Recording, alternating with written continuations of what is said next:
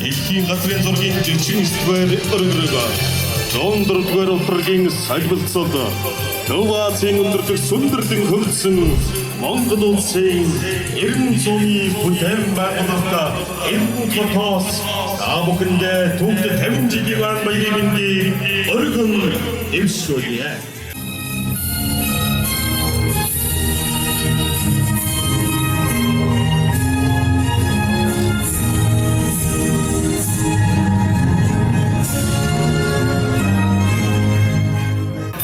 Эмгийн иргэдийн төлөөлөгчдийн урлагийн дарга дэсцэвгийн Монквата.